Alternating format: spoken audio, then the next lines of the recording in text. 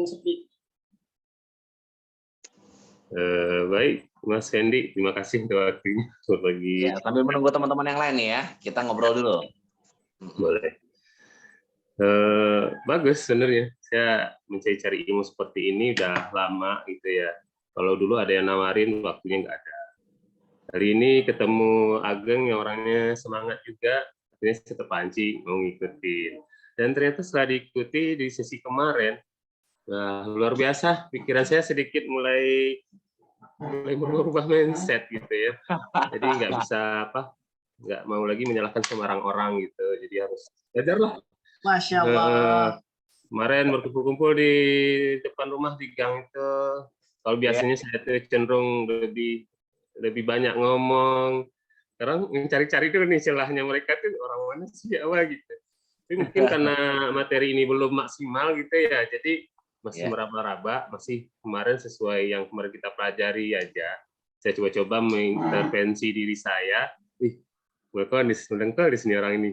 Ini sanginis gitu.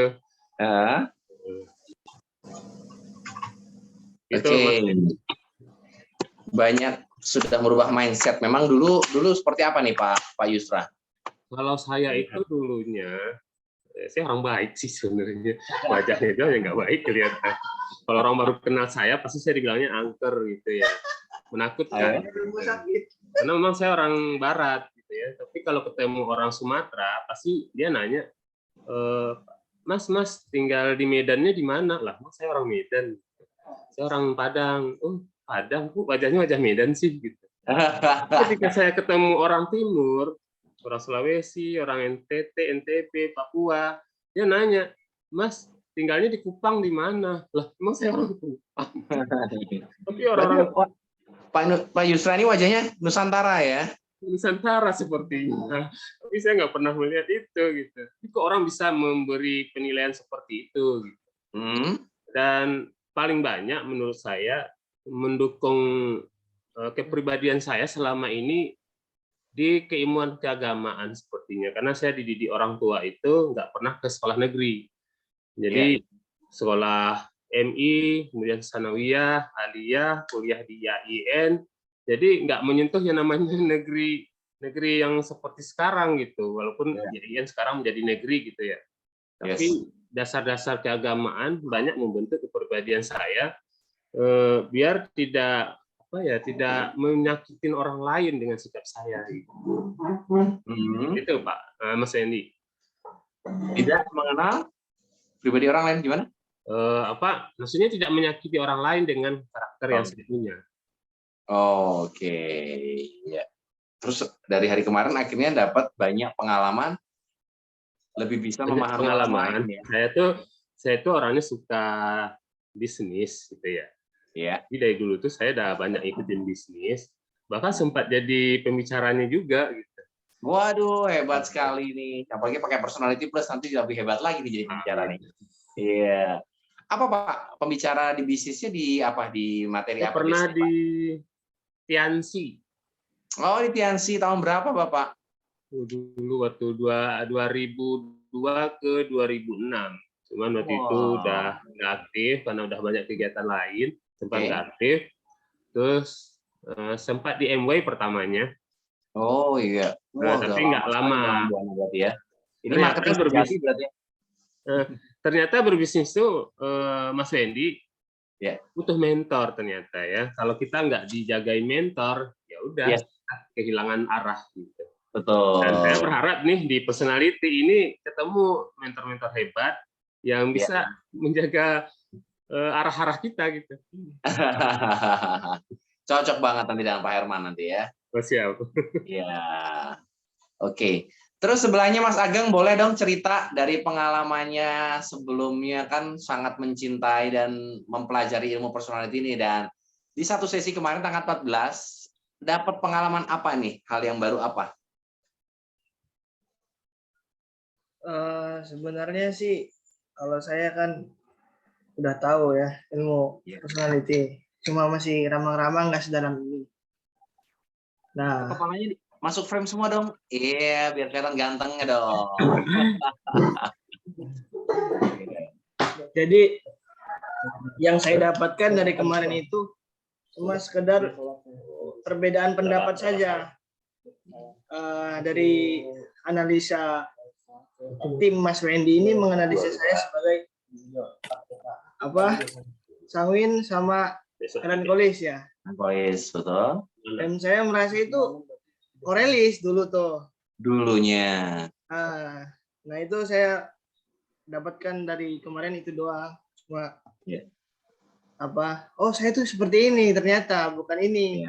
Tapi nggak tahu juga, saya masih bawa ini apa? Masih dilema ini ya, masih dilema. Sebenarnya saya masuk ke mana gitu ya? Iya. Dan kalau dari ciri-ciri kemarin, dari ciri-ciri koleris, melankolis, flekmatis, itu lebih mengena yang mana? Kena yang korelis. Kenanya koleris. Korelis kenanya. Apa? Sisi apa kolerisnya?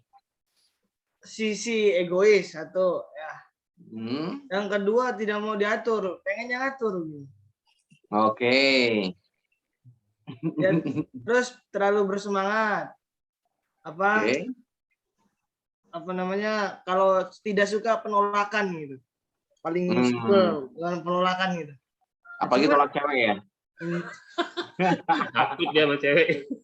Cuman kayak analisa diri saya sendiri dari wajah juga yang kemarin kita pelajari, dari mata, senyuman, mulut apa. Ya saya ngerasa emang benar saya kok dari tampang saya kok melankolis sih sama sanguin. Itu rambutnya pagi-pagi udah pakai pomade kan?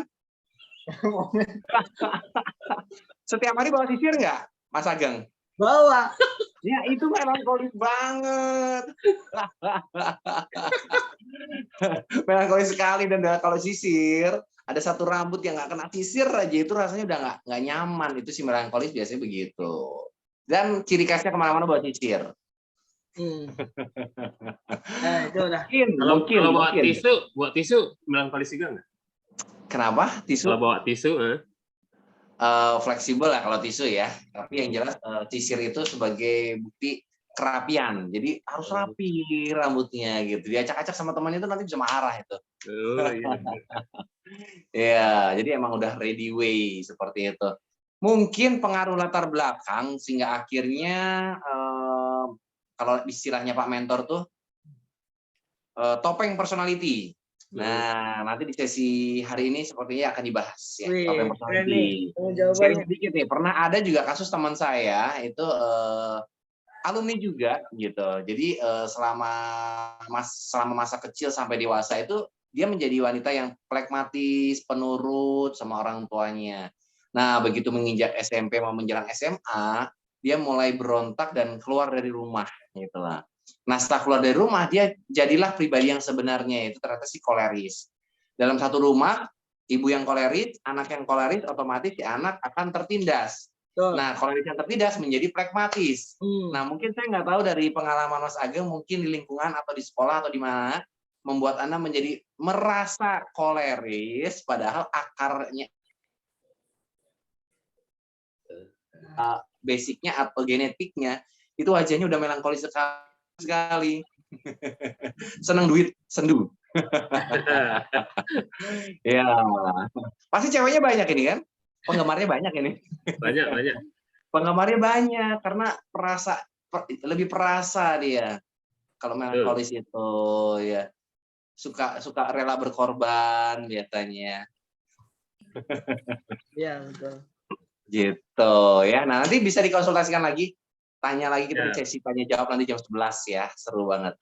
Biasanya sih topeng personality sih. Jadi di masa anak-anak kok saya berubah ya jadi dewasa. Banyak dari peserta kita di setiap event pasti pertanyaannya apakah personality bisa berubah? Nggak bisa. Tapi yang terjadi banyak hidup di balik topeng personality biasanya. Karena pengaruh lingkungan atau orang tua. Gitu. Oke, saya akan menyapa yang lainnya ya. Selamat belajar. Yang sudah bergabung pagi hari ini siapa saja di sini? Wow, selamat pagi Bu Lili, selamat pagi Bu Panca. Sudah cantik sekali hari ini, sudah siap belajar ya. Iya. Saya boleh menyapa Ibu Lili dong? Boleh cerita kesan dan pesannya hari kemarin dapat apa aja Bu Lili? Ya banyak sih yang saya dapat, yang jelas karena mungkin saya baru pertama ya. Saya dapat, cuman kan belum bisa menerapkan. Ya sempat sih konsultasi dengan anak si Elin itu, tapi ya masih belum belum begitu bisa mempraktekkan dengan ini ya, karena mungkin baru aja ikut. Jadi kalau secara ilmu banyak sih saya terima, tapi hanya sekedar bayangan aja dulu. Karena belum bisa mempraktekkannya. Iya. Oke. Nanti dilanjut hari ini ya.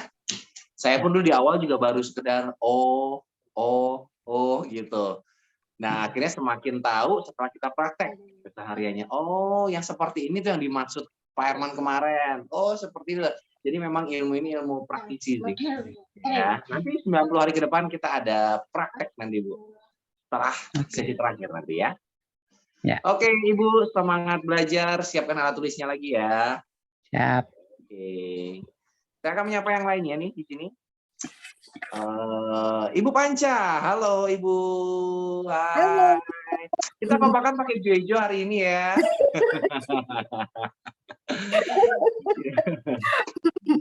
Ibu les dari mana ini, Bu? Di rumah? Di rumah. Di rumah. Di belakang. Ibu, di daerah mana tinggal Ibu? Golo. Oh, daerah Golo Utara Sleman ya? Ya, Golo ya, Umbul Harjo. Oke.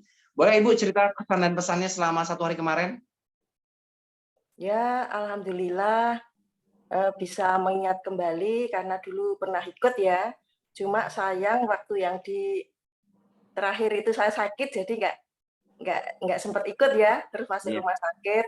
Kemudian saya baca-baca, saya mengingat-ingat, oh iya sanguinis ini seperti ini. Koleris ini seperti ini, plekmatis, melankolis itu seperti ini. Kemudian ya saya ingat-ingat lagi, ya sebenarnya menarik sih, cuma saya lama itu kan nggak ikut. Kebetulan kemarin mau ikut itu kok malah sakit. Jadi saya buka-buka lagi, saya ingat-ingat lagi. Iya. Koleris itu seperti apa, sanguinis seperti apa. Kalau saya apa, Mas? Koleris sama apa? Pasangannya. Koleris sama pasangannya melan ya? Melankolis?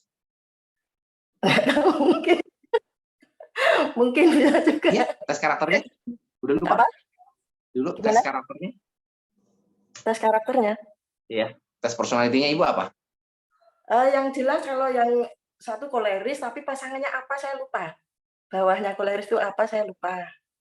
Karena udah lama ya, nggak cuma kebetulan kemarin mau ikut itu yang di itu, pas saya pingsan itu.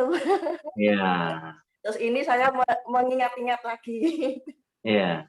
Sambil buka itu catatan. Kalau prediksi saya sih perpaduannya melankolis. Oh, sama melankolis ya. Menurut saya, iya. Karena tampilan Ibu selalu ready way ya. Kayaknya tadi pagi pun juga Ibu sudah mempersiapkan busananya apa hari ini. Sudah siap sekali dengan tampilannya yang cantik banget. Kalau bisa ya, misalnya koleris gitu ya, koleris itu dengan berbagai macam ya, kadang-kadang keras lah, kadang ini kita rubah sedikit demi sedikit itu bisa. Ya. Kira-kira bisa ya. Bisa jadi, menurunkan. Terlalu banyak koleris sekali gitu. Oh iya, menurunkan standarnya koleris itu. Supaya Ibu nggak terlalu stres.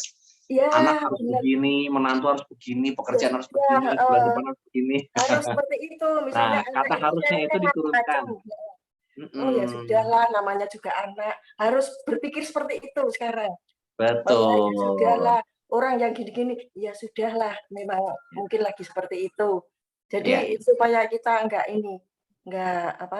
terlalu banyak mikir. Ya. Ibu hampir mirip dengan Ibu Lili. Standarnya Ibu hampir mirip dengan Ibu Lili. Peserta Ibu Lili juga iya. Hampir sama latar belakangnya sepertinya. Ya, iya latar belakang koleris hampir seperti itulah. Levelnya 10, sedangkan suami anak-anak nggak bisa ngimbangin, akhirnya kadang nanti marah di rumah ya, emosi gitu. Kenapa sih orang-orang pada nggak bisa ngikutin polanya Ibu gitu kan? Ya, itu saya pernah ngalamin, mama saya pun begitu, Ibu. Iya. Tapi kalau udah saya kurangi, anak masih tidur, oh biar mungkin capek. Ini enggak malu, oh ya, pokoknya dikurang-kurangin. Iya. Jadi nggak begitu Itu lebih jengkel. enjoy nanti. Ya, Iya. betul. Disiapkan nanti pertanyaannya selama acara ya, ditulis. Jadi nanti pada saat sesi tanya jawab bisa dikenyangkan nanti kebutuhan teman-teman semua untuk tanya jawab dengan Pak Mentor ya. Oke, semangat hijau-hijau hari ini Ibu. Oke, siapa lagi yang sudah bergabung pagi hari ini ya? Aduh, Oma, selamat malam, Oma. Jam 8 malam waktu Ekuador. Jam 8 malam waktu Ekuador. Kumaha Ibu Damang hari ini sudah ngopi? Alhamdulillah, sudah ngopi, sudah makan malam, sudah siap ngemil nih. Ngemil. Oh, luar gitu. biasa ngemilnya buah ya. Ibu sendiri aja ini?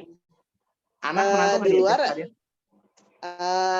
Karena ada baby ya, ada baby, jadi waktunya tidur kan, jadi nggak bisa. Sebenarnya pengen ngajak, udah dibilangin sih, cuman kalau waktunya tidur kan udah gelap semua di kamar gitu kan. Ini sebenarnya pengen di luar, tapi dingin banget, hujan. Hujan, jadi saya masuk ke kamar, suara hujannya gede banget, jadi berisik gitu. Saya remang-remang. Remang-remang ya. Nggak apa-apa Ibu. Remang-remang, tapi saya ada satu yang ingin menarik nih dari Ibu sendiri ya, di mana dulu pernah cerita pas di Jogja nih. Ibu punya pengalaman parenting bagus banget nih sama memperlakukan anak dan menantu waktu itu. Nah, mungkin ini bisa jadi sharing positif buat Ibu Lili sama Ibu Panca nih ya. Kayaknya punya pengalaman yang sama-sama koleris nih ya. Boleh cerita, saya lupa ceritanya itu apa, cuman mengharukan sekali waktu itu di atas panggung ya. Ibu punya pengalaman tentang anak dan menantu. Boleh ceritakan lagi Bu di sini, Bu. Silakan. Oke, saya sharing dikit ya, karena ya mungkin usia saya di sini udah yang paling tinggi juga, sama aja kan. Jadi Bu Lili, Bu Panca, Mas Yusra, sama Mas siapa satu lagi? Ageng. Itu Mas Ageng. Kenalan dulu ya. Saya sebenarnya dari Jogja. Jadi ketemu Mas Wendy semua tuh dari Jogja. Di Jogja gitu. Nah, di mana Bunda? Ya? Jogjanya di mana Bunda? Di Palagan. Oh, Palagan. Di Palagan, sama di Bantul. Rumah saya masih ada di Bantul, kalau mau dibeli nggak apa-apa tuh. Mau dijual. Kalian berapa ya Ibu?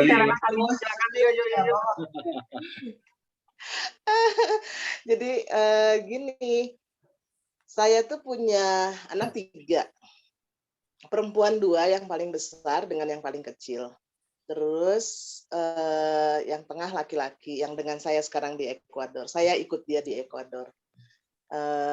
Yang pertama itu umurnya bulan depan udah 38 tahun. Terus anaknya 2, suaminya orang Jerman. Ya. Terus dia pindah-pindah negara tuh. Kemanapun mereka pergi, saya mesti datang. Gitu. Karena cucu-cucu dekat dengan saya. Walaupun kita jarang ketemu, tapi mereka itu ada kedekatan khusus dengan saya gitu kan. Kan biasanya kalau jarang ketemu sama neneknya kan ya kayaknya cuek-cuek gitu kan. Kalau dilihat kan kayak gitu. Nah ini enggak gitu. Jadi setahun sekali kita ketemu. Pasti itu setahun sekali atau setahun 2 kali. Nah, yang kedua, itu anak saya di sini, istrinya orang Bekasi, kerja di embassy di sini, di Ekuador. Terus anaknya 1, ada baby kan, ini lagi nangis nih. Saya ke sini bantuin, setiap kali anak-anak itu punya baby, saya bantuin. Jadi otomatis kalau saya stay dengan mereka, itu pasti nggak cuma sebulan 2 bulan. Pasti lebih dari itu. Kayak sekarang ini udah 7 bulan. Saya tinggal di sini, gitu. Terus yang paling kecil sekarang tinggal di Romania, suaminya orang Romania, kan? Anaknya 2 juga. Nah, selama COVID kemarin, kebayang nggak sih? COVID itu tahun 2020 ya. Saya tinggal dengan mereka karena memang tidak diizinkan untuk tinggal sendiri di Bantul, ya kan? Saya tinggal dengan mereka. Jadi rumah saya tinggalin, saya pindah ke Bantul. Nah. Ini yang mau saya ceritain ini. Saya ini berpindah-pindah negara, maksudnya datang ke tempat anak-anak dengan menantu di situ. ya kan, dengan anak-anak, dan menantu juga bukan orang kita, yang artinya culture-nya berbeda, kulturnya beda banget gitu. Nah, kenapa sih kok bisa, orang banyak yang nanya kenapa bisa betah gitu. Ya ini karena ilmu ini dipraktekkan gitu. Jadi ilmu ini dipraktekkan. Saya ini koleris sanguin, kebayang kan? Iya. 50% koleris, 30 sanguin, ya sisanya ada flekmatis mungkin nggak ada, tapi 20 sisanya melankolik. Kebayang nggak sih harus dengan tiga anak yang karakternya sangat berbeda, apalagi mereka jarang tinggal di Indonesia, itu udah beda banget gitu. Iya. Dengan karakter kita, dengan kultur kita udah beda. Jadi siapa yang harus nyesuaiin? Apa orang tua yang, saya bilang kalau orang tua zaman dulu kan egois tuh. Saya bilang ya, untuk angkatan saya ke atas tuh egois. Karena anak-anak harus nurut sama kita. Tapi yang sekarang tuh enggak. Kita levelnya diturunin. Benar kata Bu Panca tadi bilang. Harus Bu seperti itu. Saya ini ya kebayang ya dengan 3 cucu, tiga anak, 3 menantu, beda kultur, beda negara. Gimana bisa saya stay sampai berbulan-bulan dengan mereka tanpa ada masalah? Gitu. Jadi ilmu-ilmu yang ada di sini malah saya sharingkan ke mereka. Gitu, Mas. Boleh jadi cerita ke anak-anak juga. Satu contoh mungkin Ibu. Boleh cerita satu contoh apa mungkin? Misal Padahal gini kan Ibu nih. secara sanguin ini kan dominan banyak ngomong harusnya, ya ibaratnya kalau ibu-ibu zaman dulu mama tuh cerewet gitu kan. Cerewet banget, gitu? saya juga cerewet banget. Cerewet banget, di sini pun cerewet. Tapi sekarang cerewet itu kan ada 2 macam tuh. Ada yang cerewet ngember, ada yang cerewet education, memang ada edukasinya. Ada 2 itu. Jadi enggak cerewet yang kita flashback, sama anak kamu dulu tuh kayak gitu. Saya tidak pernah melakukan itu. Terus atau sama menantu, ini gimana sih? Kayak gini, enggak pernah. Jadi kalau sekiranya itu tidak terlalu penting, saya tidak bahas itu. Jadi misalnya, oh ya ada tisu jatuh, kalau nggak ada yang ambil, ya udah saya ambil aja. Oh ini lampu kok nggak dimatiin, lampu habis dari kamar mandi nggak dimatiin, ya udah matiin aja. Itu hal-hal yang kecil yang nggak usah yang terus jadi, kalau ibu-ibu dulu ngomyang namanya, kalau orang Jawa ngomyang ya. Ngomyang, tahu nggak sih? Ngomyang, ngomel kan? Gitu. Nah itu tuh nggak penting, karena itu saya nggak suka kayak gitu. Itu buang energi. Jadi lebih baik kita edukasi mereka. Misal ada yang nggak setuju, bukannya yang ini kamu jangan kayak gini nih, ini tuh salah kayak gini. Tapi kita balikin. Ini tuh udah bagus nih sebenarnya. Tapi coba kalau misalnya punya ide kayak gini, ini gimana gitu. Jadi diskusi gitu. Ya. Bukan fait accompli, bukan apa ya. Bukan yang kita langsung iki rangene iki lho, iki kleru nek ngene iki. Nah, itu tuh nggak bisa kayak gitu. Anak-anak sekarang tidak bisa digituin. Jadi kita tetap isinya kita diskusi. Ini kok kayaknya kayak gini ya. Coba kalau misalnya dibikin kayak gini gimana? Kebetulan anak-anak saya semua yang laki itu kebetulan chef. Yang paling besar itu juga suka masak. Yang kecil itu dia pernah punya bakery kemarin sebelum pindah ke Rumania. Jadi semua jurusannya, maksudnya semua hobinya di dapur kan. Jadi kita diskusi yang memang benar-benar itu untuk urusan anak, untuk urusan makanan, untuk urusan apa tuh diskusi dengan anak-anak. Jadi bukan kita yang model zaman dulu, pokoknya kalau namanya orang tua kudu manut ibu gitu kan, kudu manut gini, enggak ada sekarang, nggak bisa. Itu udah harus dikurangin. Gitu, anak-anak sekarang nggak nerima yang kayak gitu. Malah jadi konflik nanti. Bisa dibilang anak nggak nurut orang tua gimana nih, Bu? Kenapa? Nggak bisa, karena memang kita nggak usah anak nurut sama orang tua. Sekarang bukan kayak gitu. Karena orang tua, anak sekarang kan punya pemikiran sendiri tuh. Ya kan, nggak bisa harus nurut sama orang tua belum tentu benar kan? Betul. Ya. Orang tua belum tentu benar. Waduh, makanya kita benar terus. Nusuk ini yang jadi orang tua nih. Tertusuk-tusuk nih yang jadi orang tua. Nggak bisa. Ini 2022 ya. Zamannya berbeda. Udah tahun 2000-an. ini bukan tahun 19 sekian, ini tahun 2000-an. 2000-an tuh berbeda cara mendidik anak, cara mendidik cucu. Itu tuh kita belajar terus tentang parenting. Saya umur 60, memang saya nggak baca buku parenting, saya baca. Gitu. Gimana caranya anak-anak ngikutin anak-anak sekarang? Apa sih yang mereka pikirin, anak-anak milenial? Kebayang nggak sih saya punya menantu 2, yang orang bule itu ya. Itu tuh yang kita bisa diskusi gitu untuk itu. Ya. Dan satu, kebayang nggak kalau ada yang tahu Game Love nggak? Game Love? Ada yang tahu perusahaan Game Love nggak? Iya. Tahu, game online. Tahu, ada. Di Indonesia. Nah, sampai kemarin bulan Maret, itu CEO-nya tuh menantu saya. Itu kebayang nggak orang pintar kayak itu bisa diskusi sama saya? Saya takut? Nggak pernah takut. Karena saya punya ilmu yang dari Pak Hermansyah ini. Kasih makan ego. Saya nggak keluar itu kuncinya. Kasih makan egonya. Gitu. Terus kita pelajari bahasa kasihnya. Ya, bahasa kasih itu bukan buatan Pak Hermansyah, tapi bahasa kasih itu internasional. Saya ngikutin coach yang dari Bulgaria. Nah, itu dia keluarin bahasa kasihnya sama dengan yang diajarin Pak Hermansyah. Gitu. Nah, itu yang saya pegang, rumusnya cuma itu. Itu. Keren banget ya. Bu Lisi, kalau boleh nanya nih, satu pertanyaan terakhir sebelum kita masuk ke sesi ini ya. Apakah perubahan ini memang Ibu rasakan setelah belajar ilmu personality kah? Atau jadi basicnya dulu Ibu emang sama seperti Mama, Pak, kebanyakan yang cerewet tadi dan segala macam, sehingga akhirnya berubah setelah belajar personality? Dasarnya enggak begitu. Dasarnya tuh sebetulnya saya memang bukan yang Mama yang, saya nggak suka member, nggak suka, ya saya bilang flashback, marahin anak saat ini anak salah, ya udah saat ini aja, nggak usah kue biyen ki kok yang ngono ki pokoknya dibolak-balik itu tuh nggak ada di kamus saya. Jangan di flashback anak itu, karena memorinya itu salah nanti. Memori anak itu bakal balik lagi, dia sakit nanti kalau digituin ya. Jadi jangan flashback, saya nggak suka itu. Nah tapi saya gampang baper dulu sebelum ada ini ya.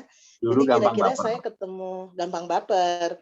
Jadi kalau kok gini ya, kok gitu ya. Tapi baper ya dengan anak-anak sendiri atau dengan menantu.